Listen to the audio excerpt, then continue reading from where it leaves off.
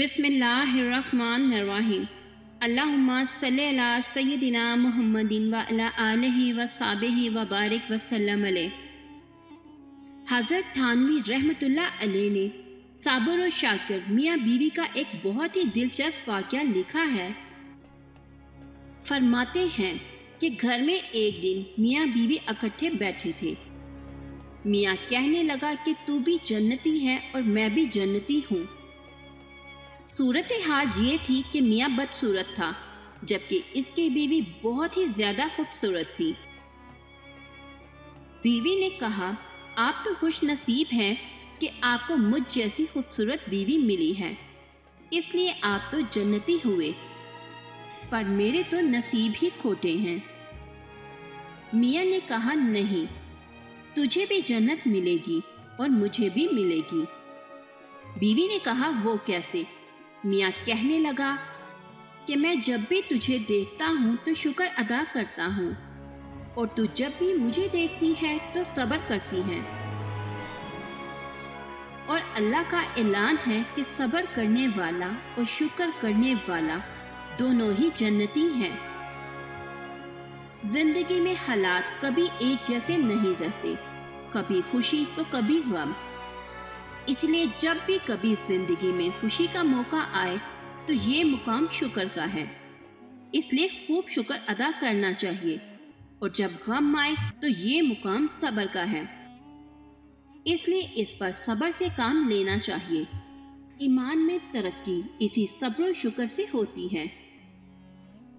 इसलिए उलमा कराम ने लिखा है कि सारा दीन सब्र और शुक्र के अंदर है। आधा दीन सब्र में है और आधा दीन शुक्र में, और जिंदगी भर इन्हीं दोनों चीजों का सामना कदम कदम पर होता है। सारी इज्तिमाई शक्लों की पहली इकाई घर है, इसके बाद दफ्तर, फैक्ट्री, अदारा, जमात या बरादरी है। अगर आप में सब्र और बर्दाश्त नहीं है तो घर की जिंदगी ही कामयाब नहीं, और जब आपके घर की जिंदगी ही कामयाब नहीं तो बाहर वैसे ही मिजाजों में जमीन और आसमान का फर्क है, जो आपके लिए कदम कदम पर मुश्किलें ही मुश्किलें खड़ी करता है और आपकी कामयाबी के लिए रुकावट पैदा करता है। इसलिए अपने अंदर ये चीज पैदा करनी है कि प्यारे नबी सल्लल्लाहु अलैहि वसल्लम ने इसका रास्ता ये बताया है कि जिस किसी से भी तुम्हें कोई तकलीफ पहुंचे तो फौरन उसकी अच्छाइयों पर नजर करो, और इस तरीके से अपने अंदर सब्र पैदा करो, और ये सोच लो कि अगर तकलीफ का बदला लूंगा तो इस सूरत में इंसाफ का पैमाना तो मेरे पास नहीं है और कहीं मेरे से कोई ज्यादती ना हो जाए। इसलिए बेहतर है कि सब्र कर लिया जाए, क्योंकि अल्लाह ताला सब्र करने वालों को बेहिसाब अता करता है।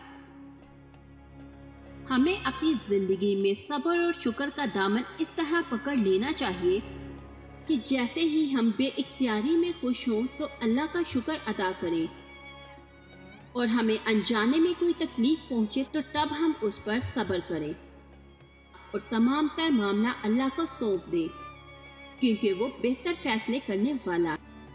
और जिंदगी में कामयाब होना चाहते हैं तो इन दोनों को अपने दामन में बांध लें। अगर मेरी ये वीडियो अच्छी लगी हो तो अपने दोस्तों के साथ शेयर और लाइक जरूर कीजिएगा।